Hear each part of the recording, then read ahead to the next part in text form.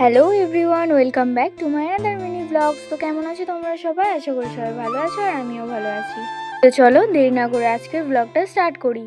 তো আজকে ছিল আমার লাস্ট ডে এক্সাম আর আমি রেডি হয়ে বেরিয়েও পড়েছিলাম। আর আজকে জানো তো সকাল থেকেই বৃষ্টি হচ্ছে। তারপর আমরা টোটোতে উঠে পড়ি আর উঠে দেখি অর্পিতা তো পড়াশুনো করতে ব্যস্ত আছে। আর এই যে এই মেয়েটাকে দেখছো, এ তো সবসময় ফোন ঘাঁটতেই ব্যস্ত থাকে। এক্সামের দিনগুলো যে এভাবে কেটে গেল কিছু বুঝতেই পারলাম না। তো আজকে একটু হলেও মনটা খারাপ করছিল যে আর কারোর সাথে সেরকম ভাবে দেখা হবে না। এরপর কলেজে পৌঁছে যাই আর দেখি এখানেও বৃষ্টি শুরু হয়ে গেছে। তো ব্যাস দেরি না করে আমি চলে গেছিলাম এক্সাম হলে। গাইস, আজকে বেঞ্চ পার্টনার মিস্টার দীপ। ভালো জিনিস পেয়েছি। কাউকে ভয় লাগাচ্ছে।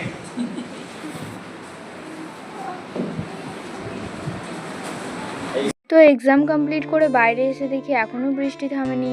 তো আমাদের আজকে টাইমের আগে এক্সাম কমপ্লিট হয়ে গেছিলো, মানে আজকের এক্সাম ছিল 11টা থেকে আর আমাদের এক্সাম কমপ্লিট হয়ে গেছিল প্রায় 11:30টার মধ্যে।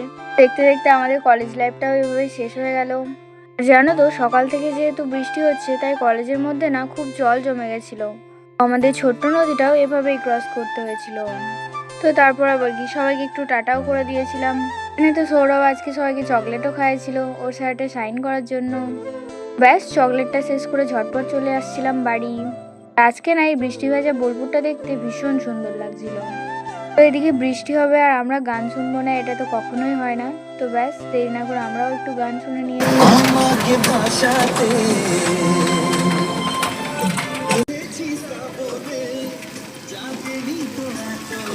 তো এভাবেই গান শুনছিলাম আর বৃষ্টিটাকে ফিল করছিলাম, তো খুবই ভালো লাগছিল। এরকম বৃষ্টিতে আমার তো বাইক রাইড বেশি ভালো লাগে, কিন্তু কিছু করার ছিল না, আমরা যেহেতু টোটোতে গিয়েছিলাম তো সেই জন্য আমাদেরকে টোটোতেই ফিরতে হয়েছিল। কিন্তু খুব মজাও করেছি আজকে।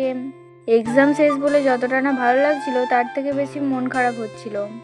সেই রোজ রোজ টিউশন যাওয়া, কলেজ যাওয়া, এগুলো তো আর আজকের পর থেকে হবে না। তো সবশেষে একটা কথা না বললেই নয়, যে কলেজ লাইফে যাদের সাথে পরিচয় হয়েছিল তারা সত্যি খুবই ভালো ছিল। এই 3 বছরে আমি সবার থেকে অনেক ভালোবাসা পেয়েছি, তার জন্য অনেক থ্যাংক ইউ সবাইকে এভাবে আমার পাশে থাকার জন্য। সত্যি তোদেরকে খুবই মিস করব। জানি না আবার কখন, কোথায়, কাদের সাথে কিভাবে দেখা হবে। তুই যতবারই ভাবছি না কেন ততবারই খারাপ লাগছে, কারণ যাদের সাথে আগে 2 থেকে 3 দিন দেখা হতো এক সপ্তাহে, তাদের সাথে আর কোনোদিনই দেখা হবে না। আর কাউকে ফোন করে জিজ্ঞেসও করবো না কিরে আজকে কলেজ যাবি। তো যতই বড় হচ্ছি ততই মনে হচ্ছে জীবনটা আরো কঠিন হয়ে যাচ্ছে। তো আমাদের জীবনগুলো আরো কঠিন হতে থাকবে। জানো তো এই যে বাড়িটা দেখতে পাচ্ছ, এই বাড়িটা না ডোরেমনের নোবিতার বাড়ির মতো দেখতে অনেকটা। তো আমার খুবই ভালো লেগেছিল বাড়িটা দেখে, যে ভিডিও না করে আমি সত্যি